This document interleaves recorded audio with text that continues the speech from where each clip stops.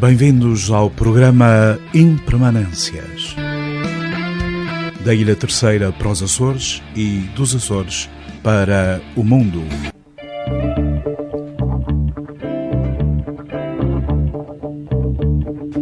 Caro ouvinte do Rádio Clube de Angra, Voz da Terceira, bem-vindos ao seu programa Impermanências. Como é sabido, na grelha radiofónica do Rádio Clube de Angra, a Voz da Terceira, todos os sábados, pelas 16 horas. A voz e a presença, como sempre, é de Carlos Amaral. Da Terceira para os Açores e dos Açores para o mundo.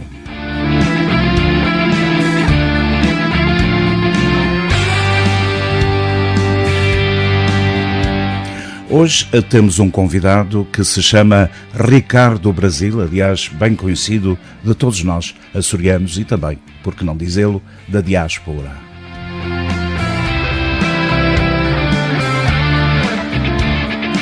É licenciado em Psicologia, terminada em 2007 na Universidade Lusófona de Humanidades e Tecnologias, mestrado em Psicologia, Aconselhamento e Psicoterapias, terminado em 2008 na Universidade Lusófona de Humanidades e Tecnologias. As suas especialidades são as seguintes: é um extenso, efetivamente, currículo e que destacamos algumas áreas: psicólogo especialista em Psicologia Clínica e da Saúde, psicólogo especialista em Psicologia Comunitária, psicólogo especialista em Neuropsicologia.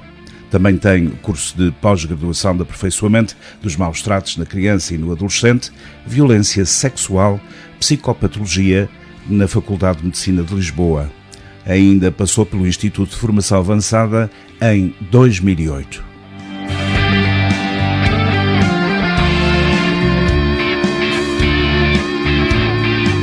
Bem-vindo, Ricardo, ao programa Impermanência. Estou muito contente, não só por encontrar-te ao longo destes anos de ausência, como também este programa servir, de alguma forma, de utilidade para te expressares naquilo que mais fazes e naquilo que te realizas como psicólogo.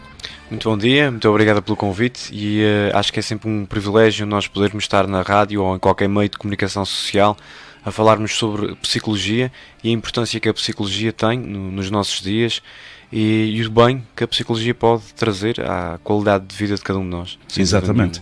Até porque, como dizia offline, ainda a psicologia padece de algum transtorno, digamos assim, no sentido de entendimento e de compreensão pelo público menos informado, digamos assim. Então, o programa de hoje tem essa natural tendência de informar, comunicar e por que não, reprogramar uma mente que talvez esteja menos informada. É essa a ideia. Eu acho que a informação é a base dos nossos comportamentos e das nossas interações e sem dúvida nenhuma que o conhecimento sobre psicologia acaba por ser importante. Nós, seres humanos, temos sempre tendência às vezes a minimizar um pouco as queixas que vamos tendo ao longo da vida no nosso corpo, quer seja a nível físico, quer seja a nível mental. Só quando nos incomoda mais é que procuramos algum tipo de ajuda, seja ela médica, seja ela noutro tipo de intervenção.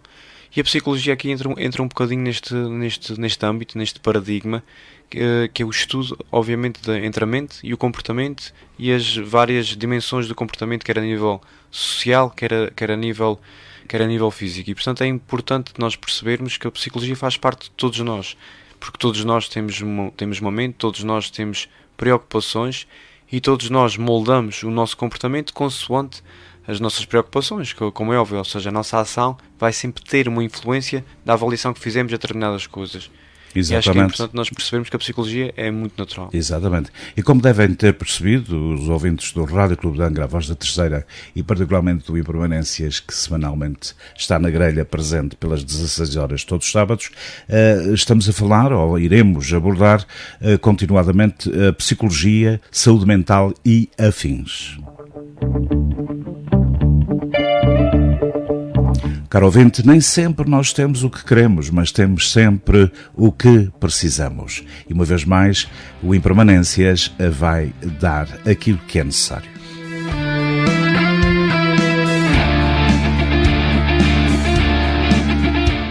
Vamos sintetizar um pouco, se me permite, Ricardo. A psicologia, ou melhor, a psicoterapia, é uma profissão, e podemos até designá-la como disciplina académica e ciência, que trata da mente, do estudo e análise dos seus processos e, por conseguinte, daquilo que também se designa como comportamento de indivíduos e grupos humanos em diferentes situações. Diga-me um pouco mais sobre esta sintetização. Eu acho que a sintetização que fez foi muito explícita, e o objetivo da psicologia aqui acaba por ser diagnosticar, compreender, explicar, não é, os nossos processos mentais e orientar, obviamente, para a mudança.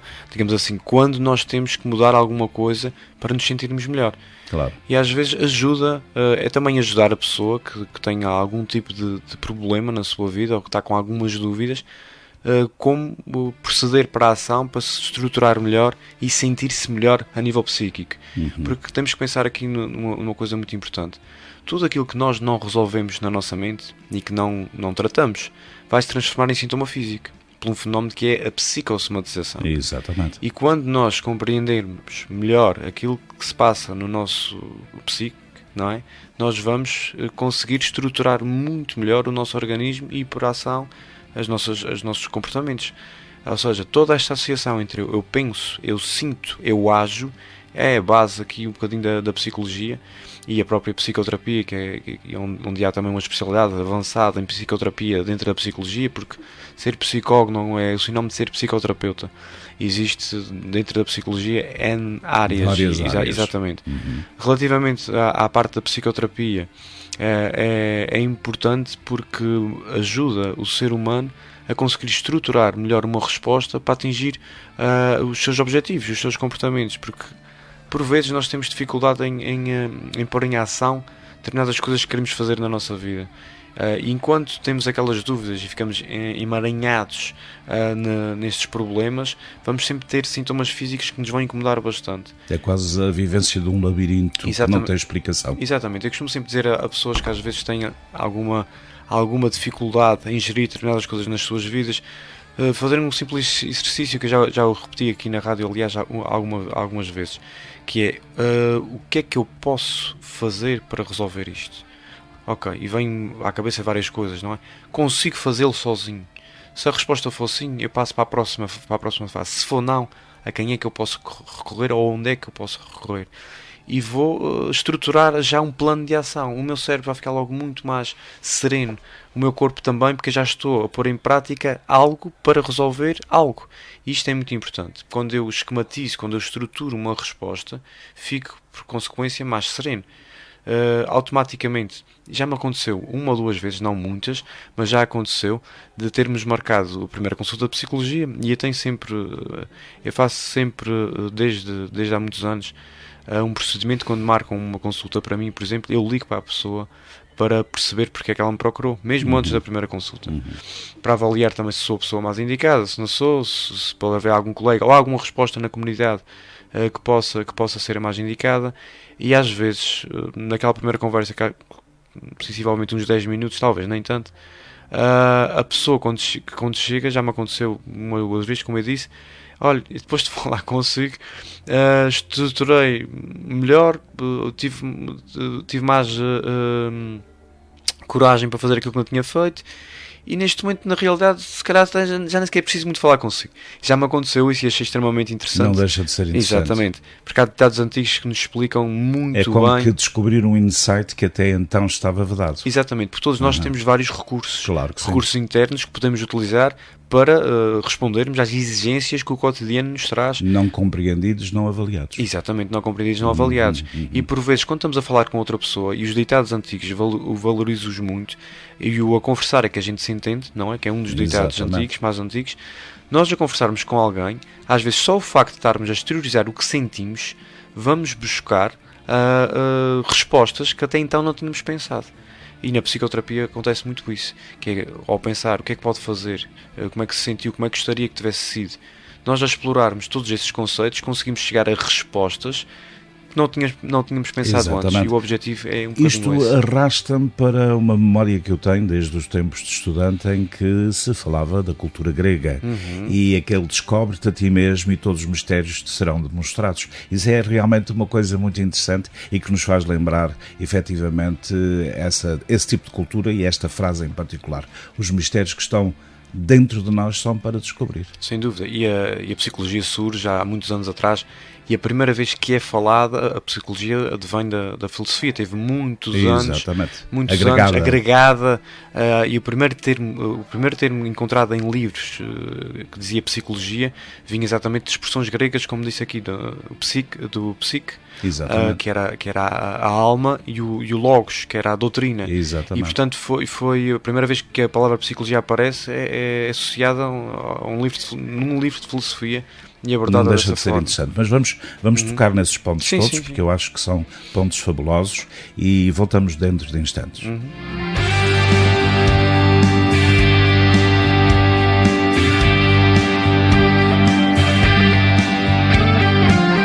Pois é, o seu programa em permanências aos sábados pelas 16 horas. A presença e a voz é de Carlos Amaral, como habitualmente. Hoje temos o psicólogo Ricardo Brasil falando sobre psicologia, saúde mental e afins.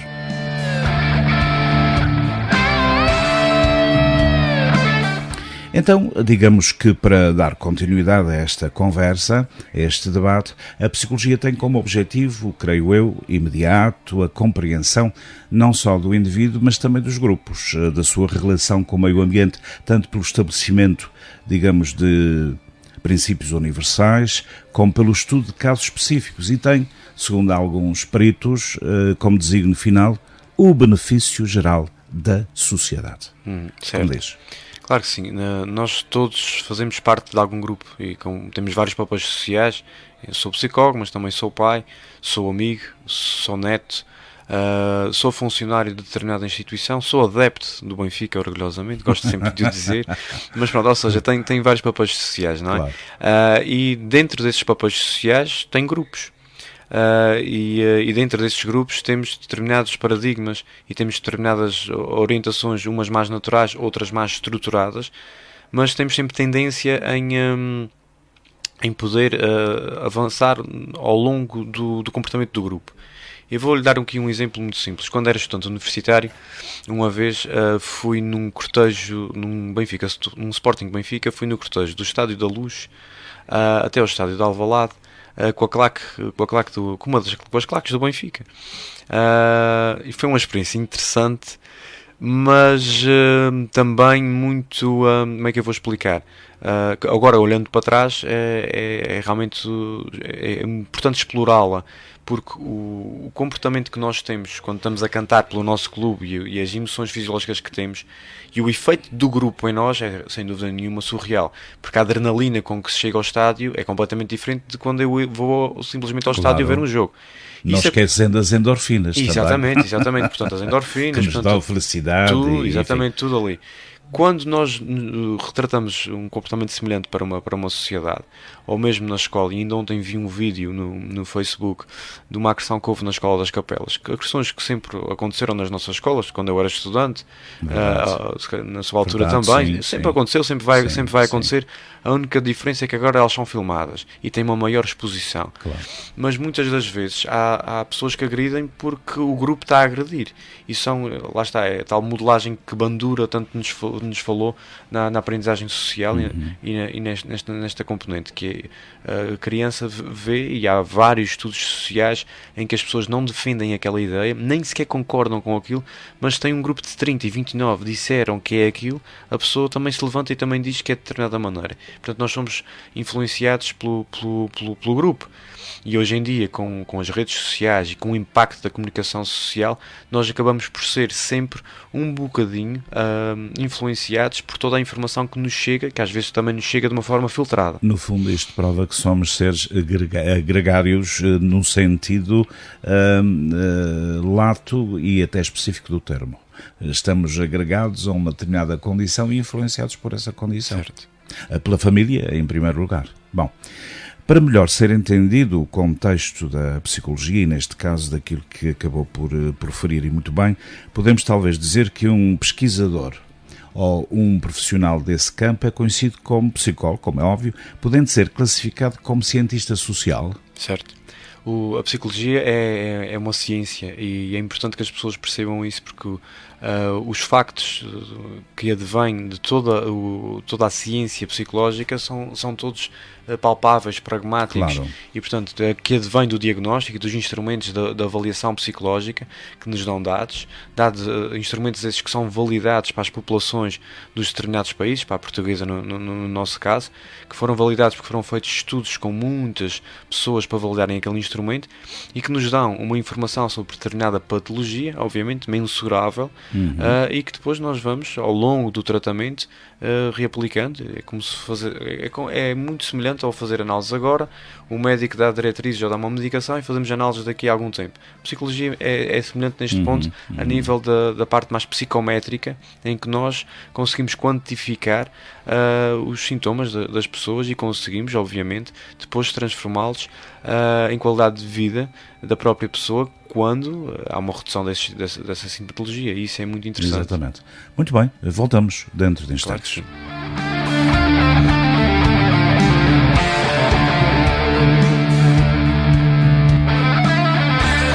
Para quem chegou neste momento ao Rádio Clube de Angra, a Voz da Terceira, estamos no Impermanências.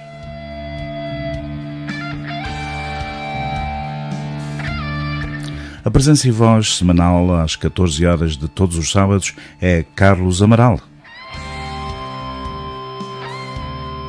Hoje temos um psicólogo subejamente conhecido de todos nós, Ricardo Brasil. Estamos a falar de psicologia, saúde mental e afins.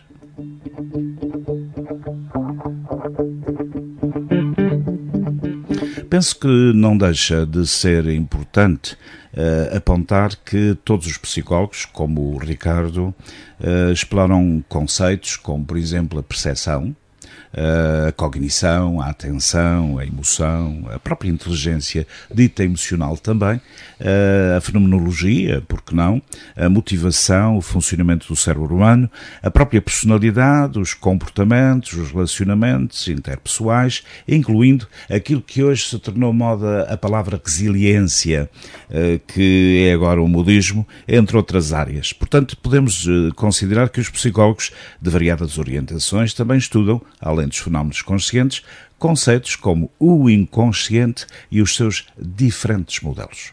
Que me diz? Certo.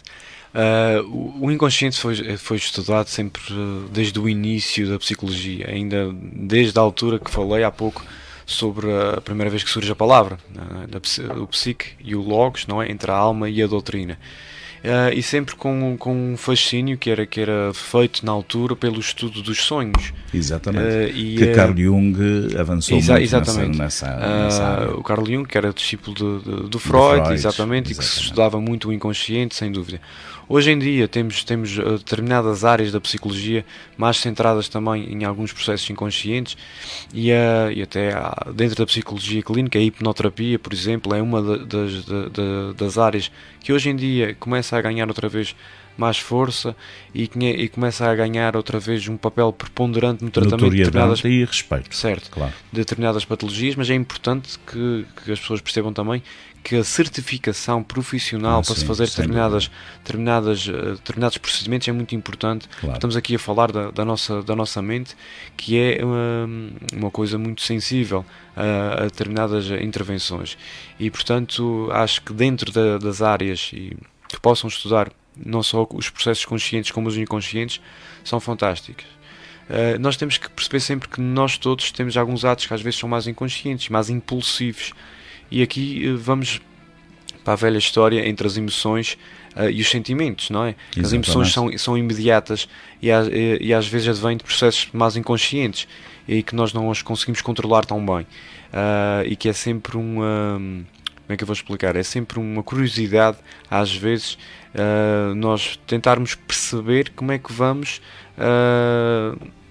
interagir com determinada emoção que temos, e a pessoa corar de imediato, sem querer corar perante aquela pessoa, ou ficar com um suor frio, ou ficar com uma expressão facial mais irritada e não a conseguir controlar, é sempre um fascínio para quem estuda, para quem estuda a mente. Que depois vai dar origem a um sentimento, e esse sentimento vai perdurar mais dias ou menos dias, consoante, ou horas ou minutos, consoante também o processamento da pessoa.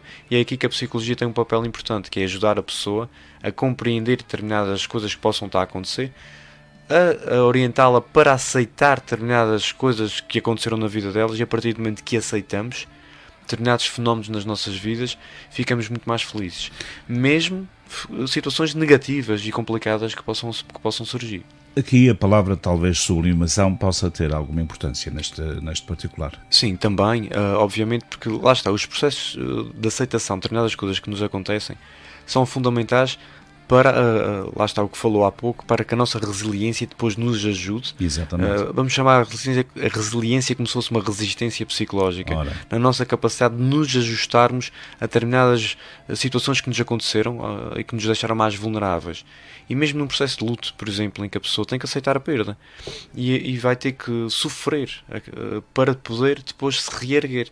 E o sofrimento faz parte, é permitir estar triste, e às vezes é importante estar triste para que nós nos possamos reestruturar e aí sim aceitar determinada situação, determinada mudança que aconteceu na nossa vida, e podermos ficar muito mais felizes, com um brilho nos olhos, e até emergir o melhor que temos de nós. Acho que é importante. Aproveito esta dica extremamente importante. O que acabou de dizer é, para mim, em particular, muito importante, porque entendo do sofrimento dos outros, por vezes há alguma confusão. Tristeza não significa depressão. Não. E, portanto, é importante que as pessoas percebam que é normal estar triste algumas vezes, e é importante nós estarmos tristes algumas vezes para podermos ficar felizes depois. O organismo necessita disto, é um processo de reorganização do próprio organismo, em que a importância da tristeza vai nos fazer olhar, se calhar, para coisas que não temos capacidade. Vou dar um exemplo: um adolescente que foge de casa. E há uns dias no Facebook aparecia alguns anúncios de uma adolescente que tinha fugido de casa, e para além desta, tantos outros que já fugiram. Às vezes o adolescente foge de casa quando está irritado, quando está chateado, quando está revoltado. Outras vezes, como falámos há pouco, pelo efeito do grupo, estimulado por alguém, não é? E aquele sentimento de raiva, naquele momento é que está a comandar. Depois deste sentimento de raiva, virá uma tristeza. É importante que o adolescente que foge, a certa altura, sinta falta de casa. Poderá não sentir, atenção, mas que sinta falta daquilo que lhe fez estruturar os seus anos de vida, e que, por exemplo, que sinta falta dos bons momentos que teve também, e que às vezes é chorar que os vamos buscar. Exatamente. E há um filme muito giro que quem não ouviu que deveria ver, que é um filme da Disney que se chama Divertidamente, que é até recomendado pela própria Ordem dos Psicólogos, em que explica todos os processos mentais de uma forma em desenhos animados, mas que dá ali um realce muito importante à tristeza. E é quando a tristeza no filme comanda o cérebro, em conjunto depois com a alegria, porque quando nós estamos tristes nós podemos ir buscar momentos bons que tivemos. Eu posso me lembrar de um momento espetacular que tive com a minha tia-avó Mercedes, e posso começar a chorar porque já não o tenho, mas é um misto de tristeza e de alegria. Portanto, estar triste não é sinónimo de estar depressivo. E isso é muito importante que as pessoas percebam, e às fundamental. Vezes é fundamental, e percebam que a tristeza faz parte da vida e faz parte de um caminho para nos reorganizarmos. Estar triste muitas vezes durante muito tempo, sem sairmos deste estado, aí sim podemos entrar num estado mais depressivo. Exatamente. Quando afeta a nossa qualidade de vida de uma forma que afeta todos os domínios dela, ou a maior parte deles. Voltamos já. Obrigado.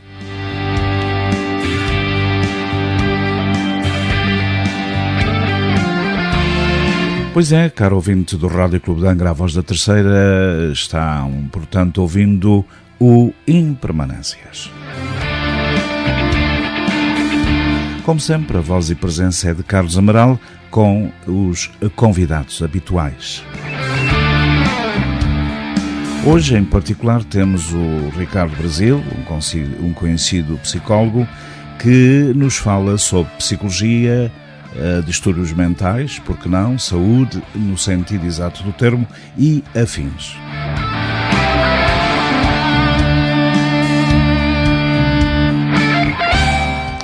Eu diria que, para prosseguirmos a nossa vantajosa e benéfica conversa, que a psicologia parte, no meu entendimento, do princípio de que o comportamento se origina de uma série de fatores distintos. E vamos aqui, talvez eu, indicar para que o Ricardo comente, faz favor.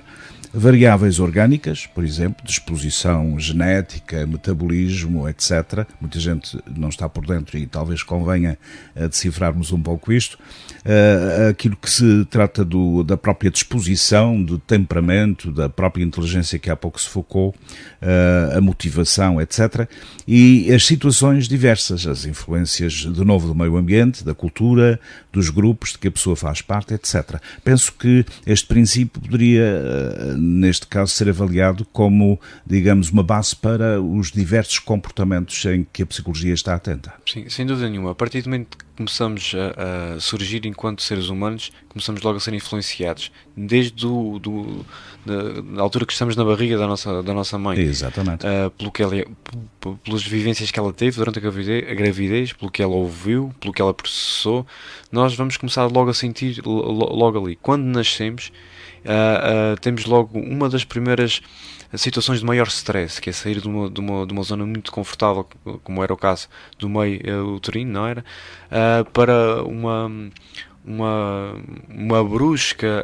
brusco contacto com a realidade, com estímulos muito até severos. Para, podemos dizer, até de certo modo, ameaçador. Ameaçador, assim, claro que é? sim. A temperatura, a diferença de Exatamente. temperatura, o barulho, as luzes. Portanto, começamos logo a ser influenciados à medida que vamos sendo gerados, digamos assim. E quando saímos para o mundo exterior, começamos logo a ser influenciados. E por isso é que, obviamente, e falou aqui de uma parte orgânica importante também, todos nós temos uma base genética que é muito importante, mas que não é tão importante quanto aquilo que o meio nos dá. Ou Exatamente. seja, dois irmãos gêmeos que possam viver as mesmas situações, a importância que cada um deles vai atribuir às situações que vive vai ser uma condicionante para a forma como se vai ajustar ou não a determinada situação.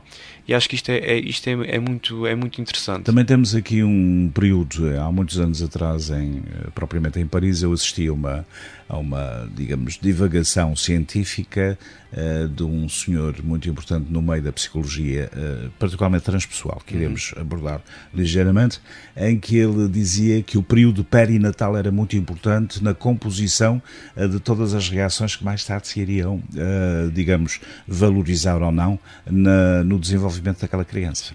É engraçado porque é como se nós estivéssemos gravados de uma forma inconsciente, lá está, determinadas vivências, nós não nos lembramos de tudo aquilo que fizemos. Exatamente. Se fomos para trás, para os primeiros anos, a memória fica muito menos ativa agora, se quisermos ir buscar.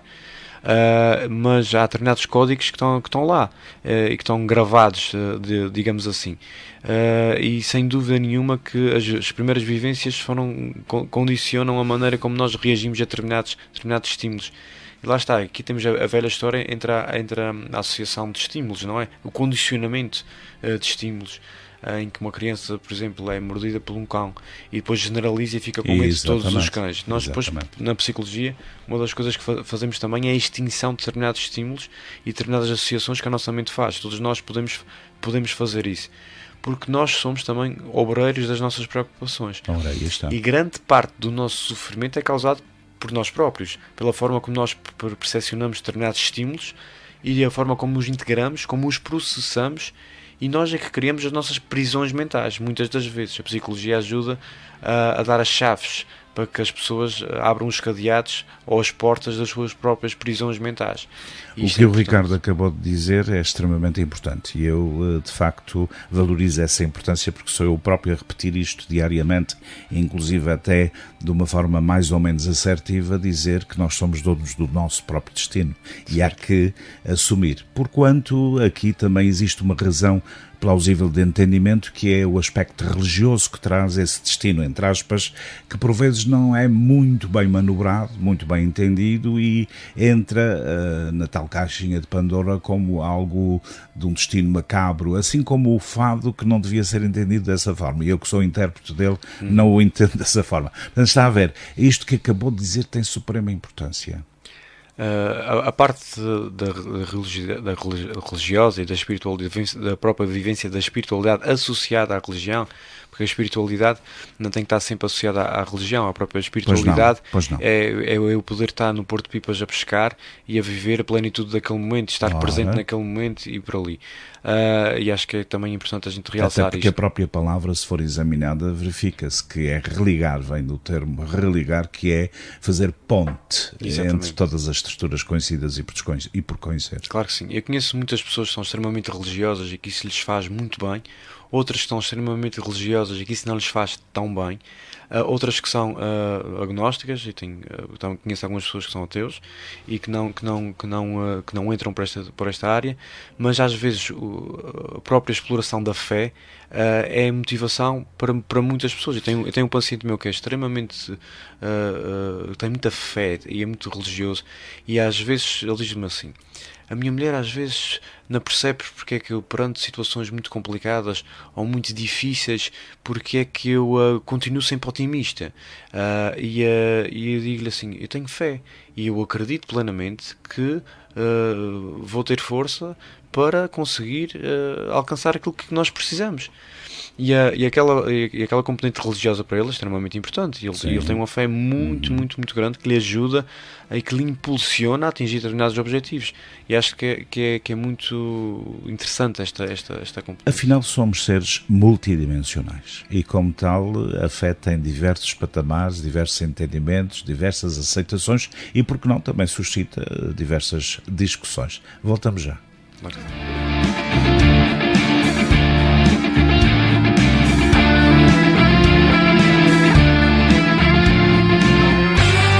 Pois é, estamos uma vez mais no ar na grelha radiofónica do Rádio Clube de Angra. Todos os sábados pelas 16 horas é o seu Impermanências.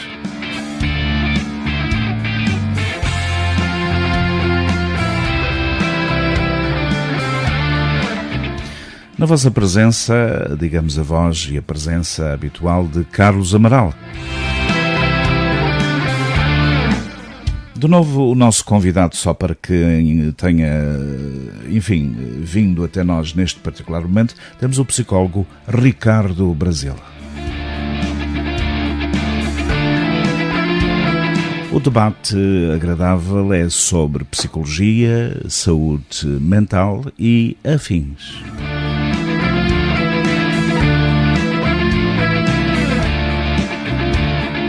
Lia há pouco tempo atrás, e até por uma questão de me preparar para este colóquio neste programa consigo, algumas diversas teorias psicológicas e encontrei, tal como percebendo agora o contexto do Carl Jung, quando ele teve que, digamos, reservar algum tempo para ir até ao Oriente e beber, por exemplo, nos arquétipos, nos célebres arquétipos que podemos de alguma forma também tocar, as diversas teorias psicológicas que fazem parte de muitas tradições orientais e que naturalmente vieram enriquecer o Ocidente, como é óbvio. Eu até por vezes teimo em lembrar, o Sol nasce no Oriente e põe-se no Ocidente, isto só para acotilhar por vezes algumas animosidades, e eu gosto das discussões.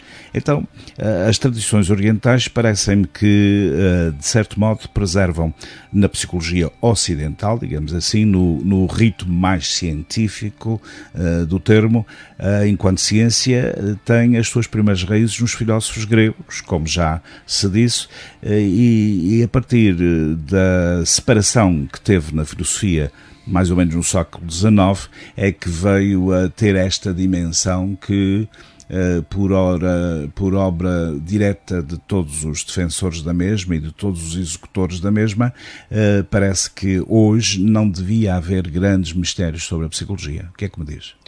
A psicologia é sempre um campo muito abrangente. Os mistérios acabam por ser interessantes porque também nos dão vontade de pesquisar mais e de estudar mais. Acho que o estudo e a informação fazem parte da vida, e quanto mais informação, ter informação é ter poder, e poder dá-nos força e dá-nos confiança para podermos ter determinados comportamentos. Relativamente aqui aos mistérios, digamos assim, ou aqui à base, mesmo fazendo aqui um paralelismo entre a componente filosófica, ali mais associada à Grécia Antiga, e a parte oriental, onde foi sempre dado muito respeito pela própria meditação. Sim. E pelo próprio estado de consciência plena.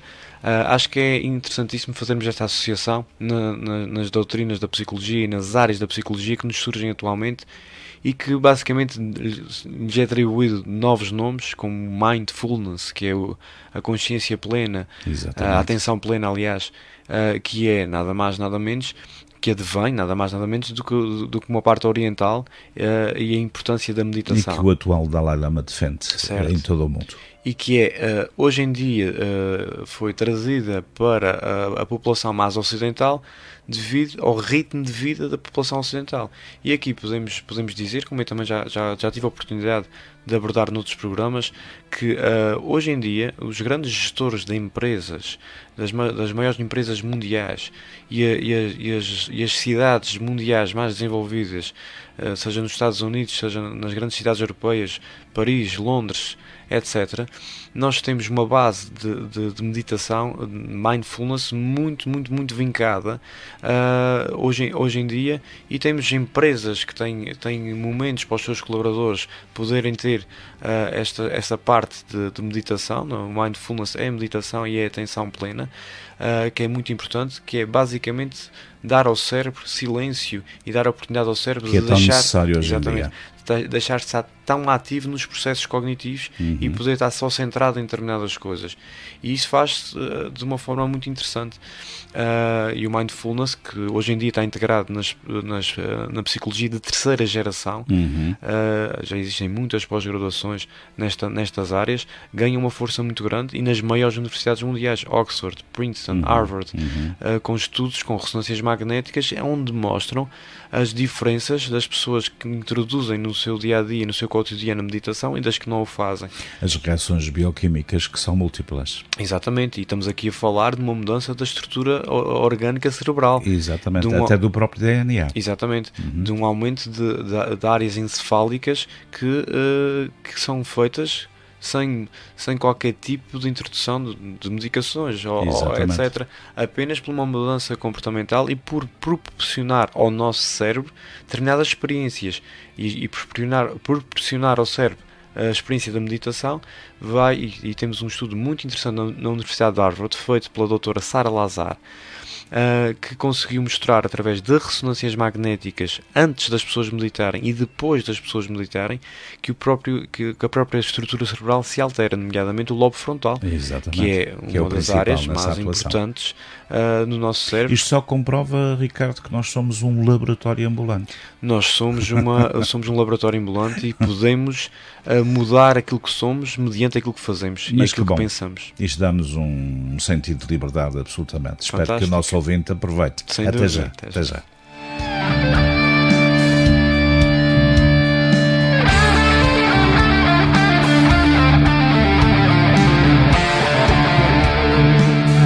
Pois é, estamos no Impermanências uma vez mais aos sábados pelas 16 horas. A voz e a presença de Carlos Amaral.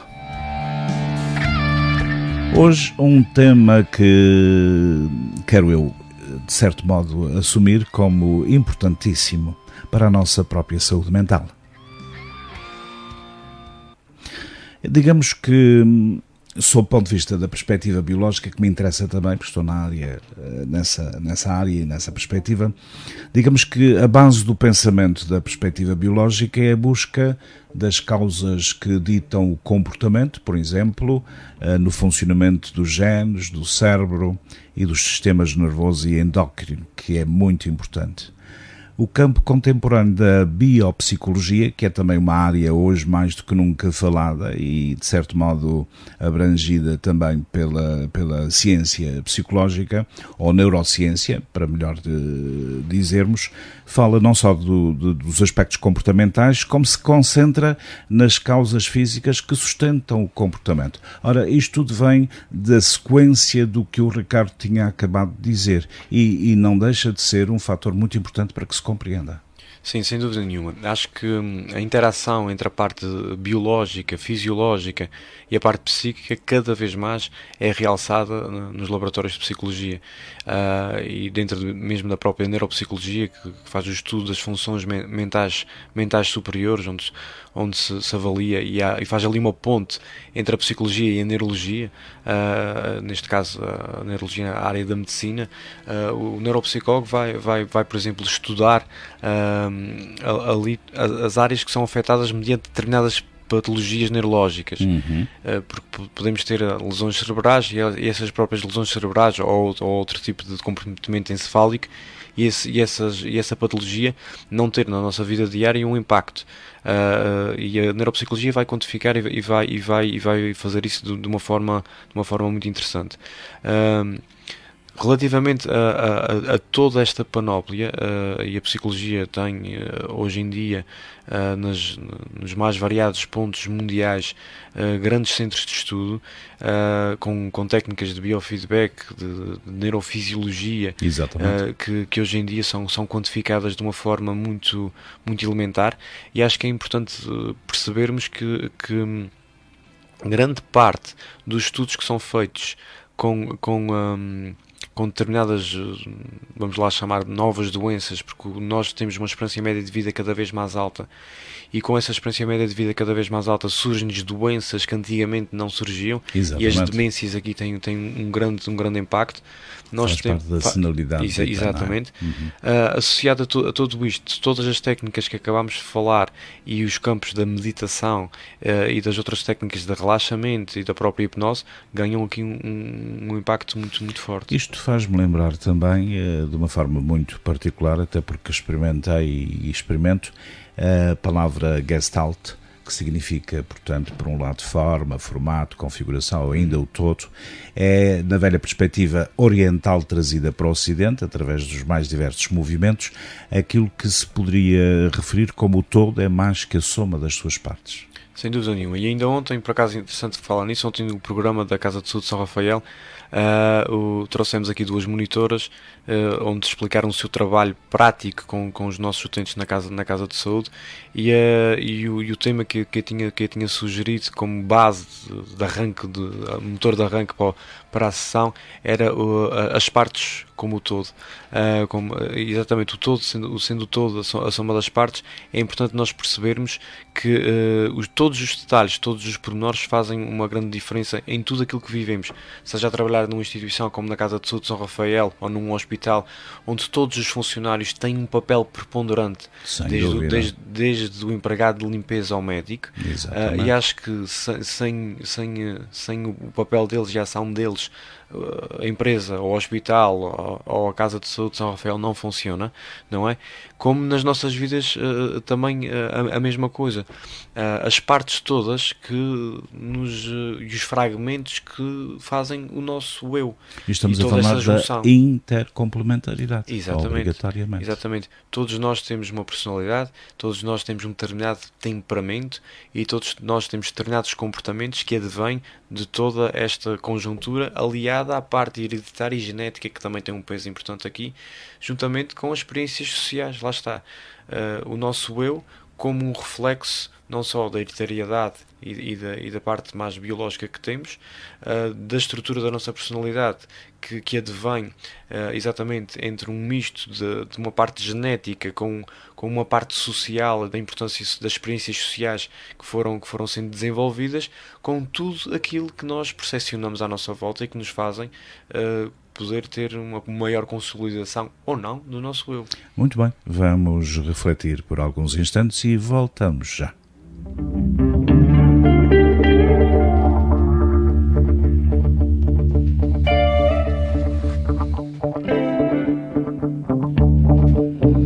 Pois é, quase na reta final do nosso programa em Permanências de hoje, que está no ar na sua grelha do Rádio Clube de Angra, aos sábados pelas 16 horas, uma vez mais, Carlos Amaral.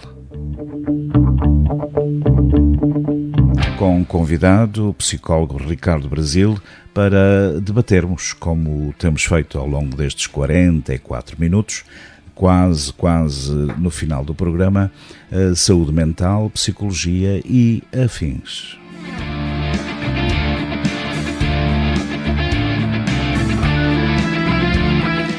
Se me permite, Ricardo, eu gostaria de abordar só para um maior entendimento, porque, como eu lhe disse offline, este programa entende, numa perspectiva cultural, de dar o contributo da informação. E claro que quando se tem profissionais como é o seu caso, pretendemos retirar-lhe a maior quantidade, se me permite esta expressão, para que o ouvinte possa de facto entender coisas que até então não estavam bem entendidas. Vamos falar numa perspectiva psicodinâmica realmente da sua atividade.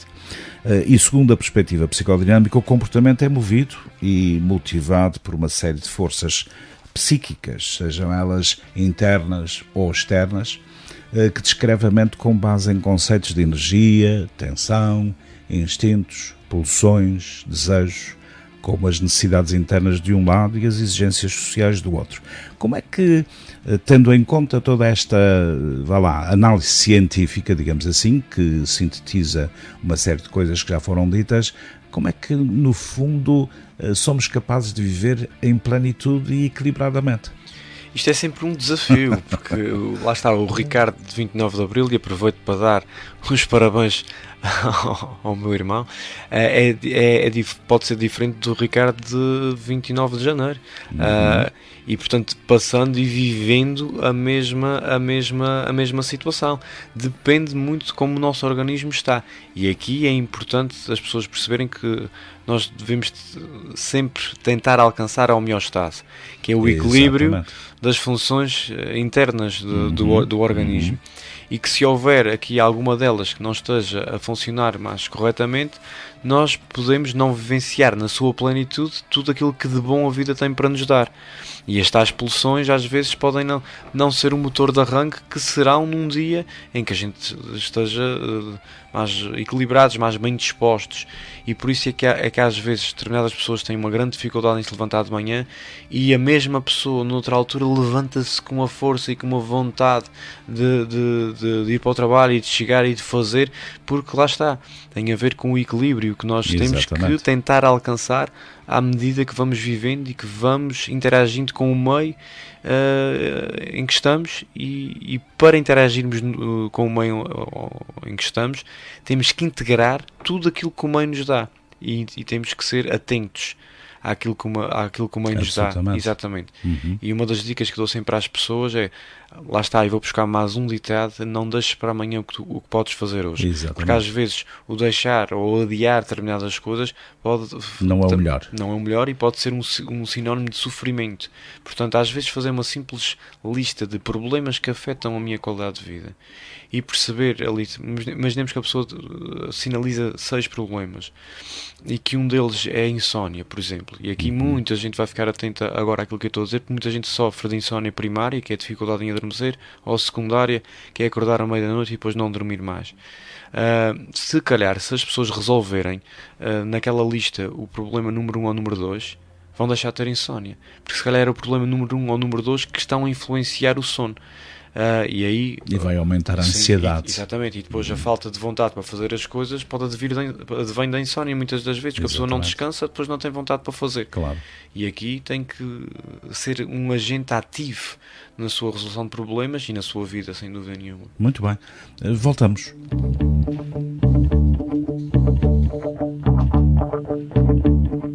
Pois é, o seu programa quase na ponta final do Impermanências, semanalmente às 16 horas, todos os sábados.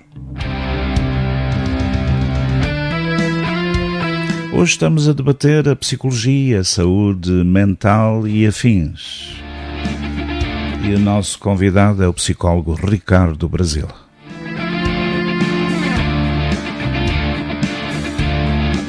Teríamos, como é óbvio, muita coisa para focar, muita coisa para dizer, e você teria com certeza, naturalmente, na perspectiva da utilidade que o trouxe aqui a este programa, muita coisa para explicar, com certeza. E eu estaria aqui o dia inteiro, como é óbvio.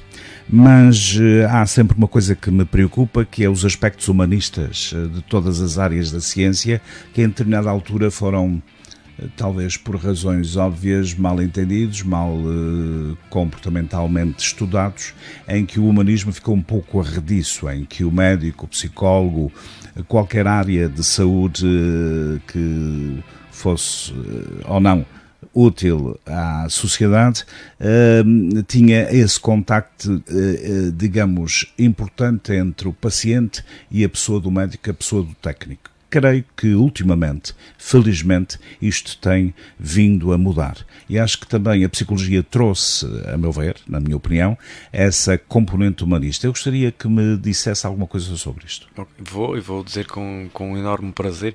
E aqui, correndo o risco de algumas pessoas ficarem mais incomodadas, eu acho que é muito importante quem trabalha com pessoas perceber que do lado de lá tem um ser humano. E que a forma como vamos comunicar determinado diagnóstico, determinada informação, vai ter um impacto surreal na vida daquela pessoa. Absolutamente. E a forma como a pessoa vai processar a informação que lhe é transmitida vai condicionar horas, dias, semanas e às vezes meses. E portanto, a simples forma como o médico ou o profissional de saúde comunica com o seu paciente pode ter um impacto muito maior do que o impacto do diagnóstico. A forma como é processada determinada situação.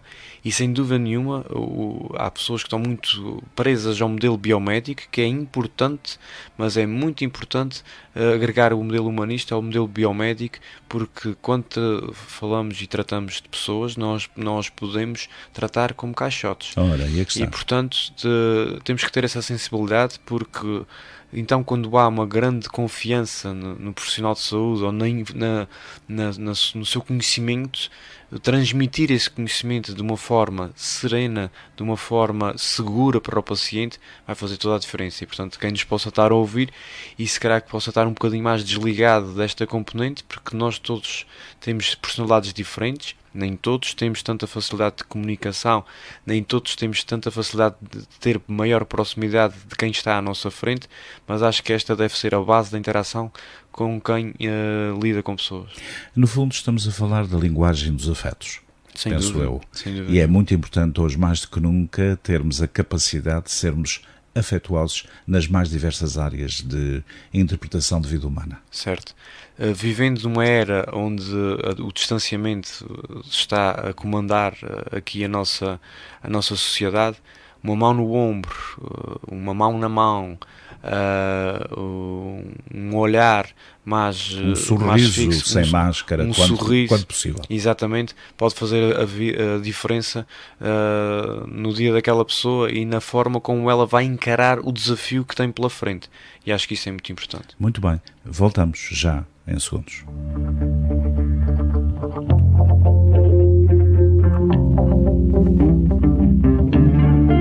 Pois é, no enquadramento final vamos dar de novo os microfones. Em primeiro lugar, eu quero agradecer ao Ricardo Brasil a sua amabilidade, gentileza, também de alguma forma a sua problemática em poder se juntar a nós neste programa.